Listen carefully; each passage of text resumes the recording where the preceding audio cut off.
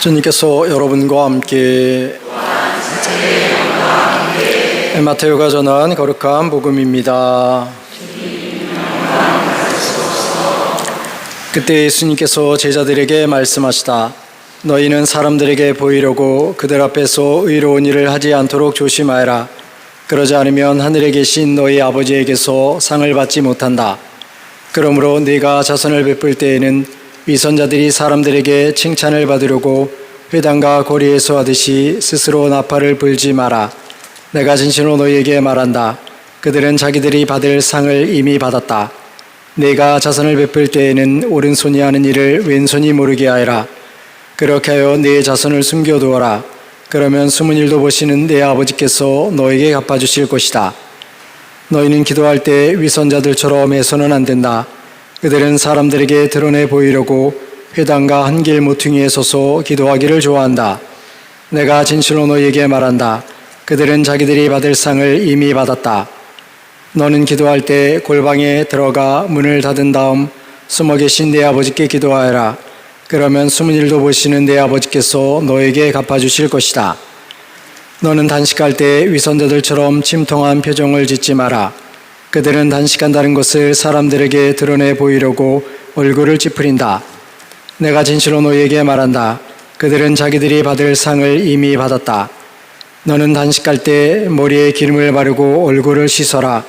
그리하여 네가 단식한다는 것을 사람들에게 드러내 보이지 말고 숨어 계신 네 아버지께 보여라. 그러면 숨은 일도 보시는 네 아버지께서 너에게 갚아주실 것이다. 주님의 말씀입니다. 그리스도님 찬양합니다. 참 예수님, 그러게 오늘 또 그분이 오셨더라고요. 나는 주일만 올 줄 알았더니만 또 주일만이 아니라 또 수요일날 우리 신자들 많이 오는 걸 아나 봐요. 그래가지고 이렇게 왔는데 어떻게 좀 프랭카드 좀 보셨어요? 못 봤다고요? 가다가 이렇게 좀 보세요. 왜냐하면 이제 권민재 신부도 들어갔더라고요. 근데 이제 돈은 좀 별로 없나 봐요. 프랭카드가 좀 현찮아 보이는 거. 그래서 우리도 가만히 있으려고 했는데 또 우리 상임위에서 그래도 우리도 프랭카드 하나 걸어야 되지 않냐고 그래가지고 아마 프랭카드를 한번 걸 거예요. 근데 이렇게 그 사람처럼 이렇게 자극적인 건 아니고 또 이렇게 성당 주변에서 허위 사실을 유포하는 것은 거짓 진실이 아닙니다. 뭐 이런 식으로 이렇게 쓸 거니까 아무튼 근데 저보다도 여러분들이 더 승질나는 것 같더라고 이렇게 보면.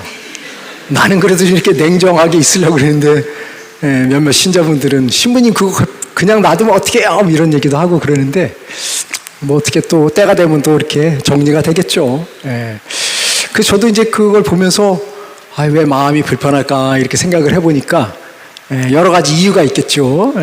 첫 번째는 노신부에 대해 이미지가 깎이는 거 아닌가 뭐 이런 또 두려움도 있고 또 한편으로는 또 주변 사람들이 우리 천주교에 대해서 이미지를 안 좋게 가지는 것은 아닌가 뭐 이런 걱정도 있고 또 우리 아이들 교육에 별로 안 좋을 것 같다는 느낌도 있고 또 이제 한 가지는 또 그 여자가 이제 해도 해도 안 되면 이제 나 하늘나라로 갈래 뭐 이런 극단적인 선택을 할 수 있지 않을까 하는 그런 두려움도 이렇게 여러 가지가 있는데 그래서 참 우리가 세상을 살면서 그런 것들에 대한 두려움, 걱정이 생기는 이유를 잘 보게 되면 내 내면의 어떤 변화들이 주변 사람들의 영향을 많이 받는 거죠.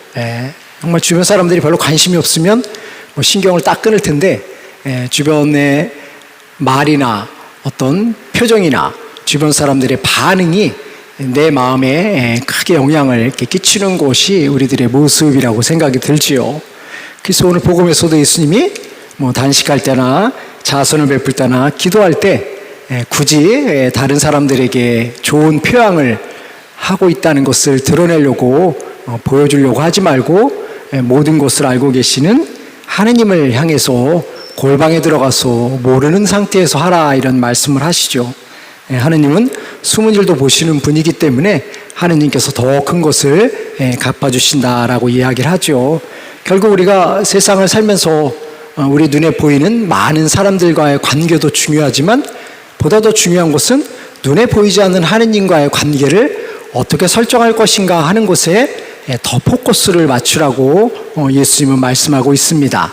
물론 우리는 인간이기 때문에 시각을 갖고 있는, 오감을 갖고 있는 존재이기 때문에 눈에 보이지 않는 하느님보다는 눈에 보이는 주변 사람들의 시선을 더 의식하게 되는 그런 나약성을 갖고 있긴 하죠.